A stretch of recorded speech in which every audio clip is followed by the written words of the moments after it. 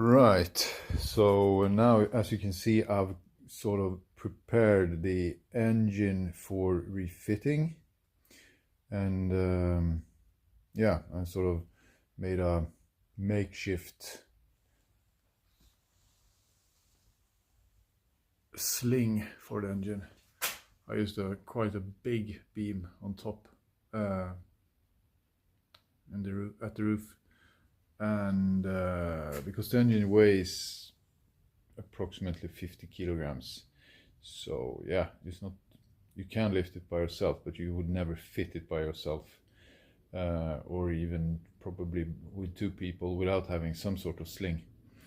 When making the sling, there is some things you need to be really careful about.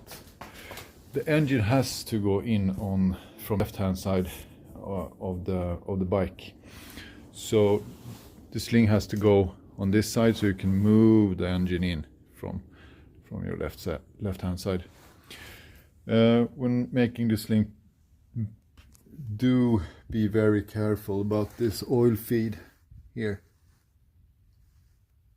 so that the band goes like inside of it and not on the outside. And according to the workshop manual, you make it look like sort of a triangle like this. And you can also take the band under the intake. I don't know what it's called in English. Manifold, maybe? I don't know. So this way you can quite easily lower it and make it go higher, but it kind of tilts that way anyway. So that's why I also have one of these underneath. So in combination with using this one and that one, I should most likely get this engine back on. So there's basically three like big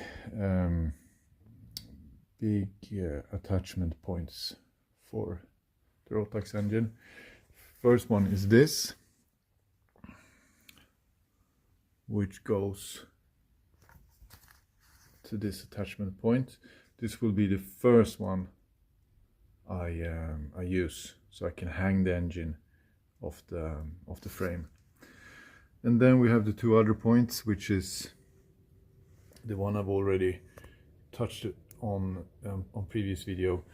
This one, where you have to line up the frame, the swinging arm, and the engine in between.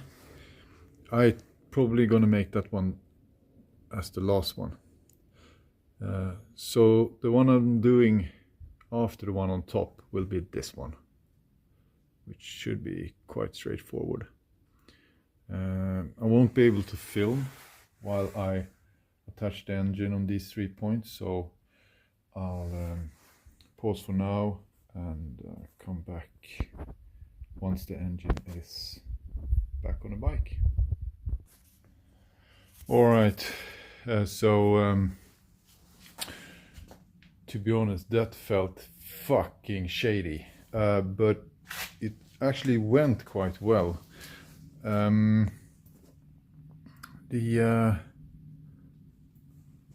things I've learned was that it really is a heck of a lot easier if you just ensure to get the engine really high up.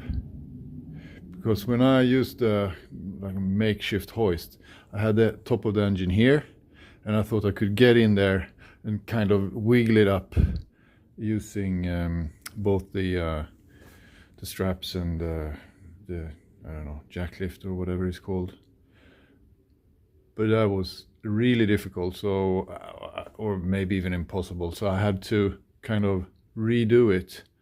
So I had to take the engine out and then get it like up 10-12 centimeters, and then I could quite easily just fit it in there. So at the moment I've only just put the bolt through on the upper mounting here, so none of the other ones are done yet.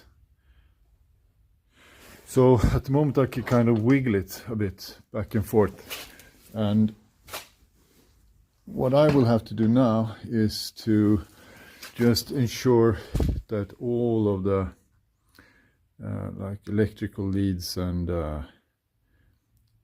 oil hoses and water hoses and stuff that needs to fit in really snugly behind the engine, I have to first ensure that all of those are kind of done before I start fixing the engine on the other two mounts, which is this one there and that one there. So yeah, that was a bit nerve-wracking, but it can be done with one person. It's not a problem. It's just, it feels a bit weird when you have a big engine hanging that you just spend some money on renovating. So it's not super difficult. Just take your time, really use, be a bit careful, you know, when you strap up the engine, ensure that the straps are really good and secure, and you'll be all right. So see you next time.